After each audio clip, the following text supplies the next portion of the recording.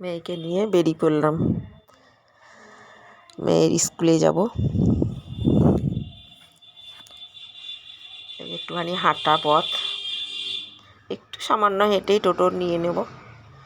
পেয়ে গেলাম টোটো, সামনেই মেয়ের স্কুল, শুধু স্কুলেই যাব। চলে আসলাম।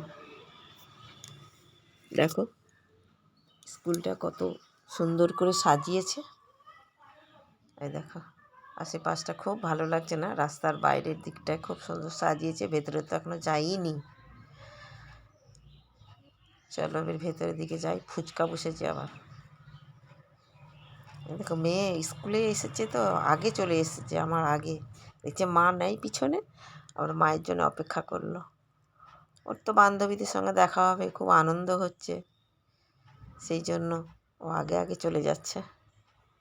আমি আস্তে আস্তে করে যাচ্ছি ভিডিও করতে করতে। ভেতরে একটা বড় মাঠ আছে, চলো দেখি মাঠে। ওই দেখ,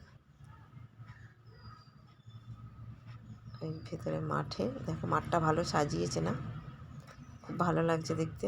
ওই যে মাকে দর্শন করো, দূর থেকে দেখা যাচ্ছে মাকে।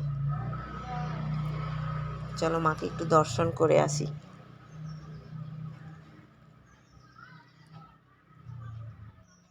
এই দেখো ঠেলে ঠেলে চলে যাচ্ছি পাশ দিয়ে, আশেপাশ দিয়ে, সবার পাশ দিয়ে ভেতরে যাব, একদম সামনে চলে যাব। এই যে মা, মাকে দর্শন করো।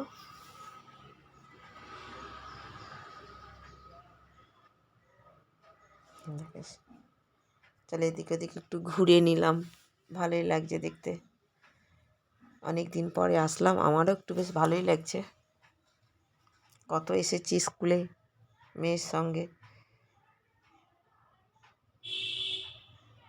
দেখো মেয়ে ফোন করছে বান্ধবীকে তাড়াতাড়ি আসার জন্য। আমি বললাম তুই ফোন কর, আমি একটু ঘুরে নিই। আমি একটু ঘুরে নিলাম। এখনও পর্যন্ত মেয়ের বান্ধবী আসলো না, একটু অপেক্ষা করতে হবে। ওরও ভালো লাগবে বান্ধবীর সঙ্গে দেখা হলে। চলো কথা হলো, এবারে বেরিয়ে যাই। ভালোই লাগলো, আমাদের তো ভালো লাগলো স্কুলে এসে, তাই তোমাদের সঙ্গে শেয়ার করলাম। এই দেখো একটা ছোট্ট সরস্বতী, এই যে খেলনা বসেছে আবার। এখন খেলনা কেনার বাড়িতে কেউ নেই।